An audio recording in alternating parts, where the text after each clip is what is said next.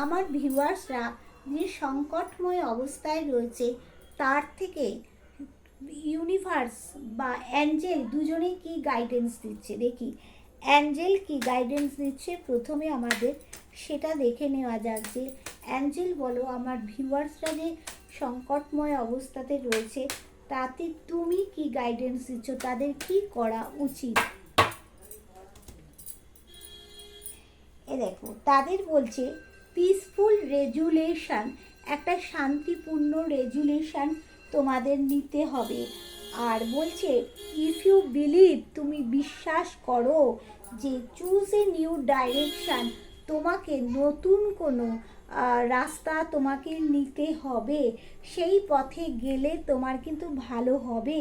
Helpful people, তুমি যখন একটা হেল্পফুল পিপল তোমার সর্বদিক থেকে কিন্তু ভালো হবে, এইটা বলছে। আর এখানে দেখি ইউনিভার্স কি বলছে। ইউনিভার্স তুমি কি বলছো যে এই সংকটময় অবস্থা থেকে আমার ভিউয়ার্সদের কি করতে হবে, দেখি কি করতে হবে। আচ্ছা ইউনিভার্স বলছে যে ব্যালেন্স করে তোমাকে চলতে হবে, তাহলে যার সাথে তোমার নো কন্ট্যাক্ট আছে তার সাথে কিন্তু তোমাদের কন্ট্যাক্ট হবে, রোম্যান্স হবে।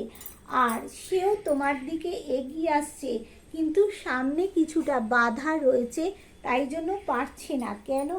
আর তোমাকে বলছে যে তোমার মধ্যে যদি কোনো অহংকার থাকে, তুমি যদি নিজেকে একজন মহান কেউ কেটা মানুষ হয়ে থাকো, তাহলে বলছে সেগুলোকে ঝেড়ে ফেলতে।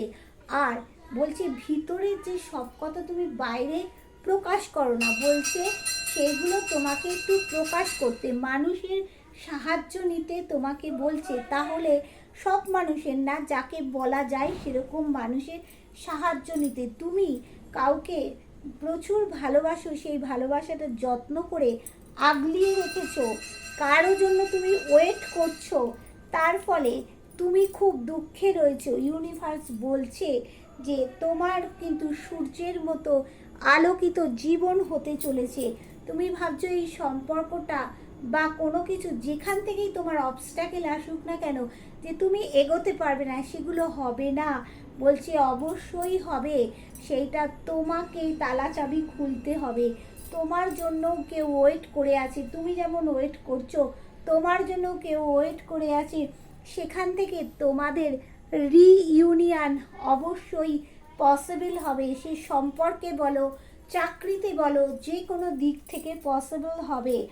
আর বলছে তোমাকে একটা ক্লিয়ার কমিউনিকেশন, একটা যোগাযোগ তোমাকে করতে হবে।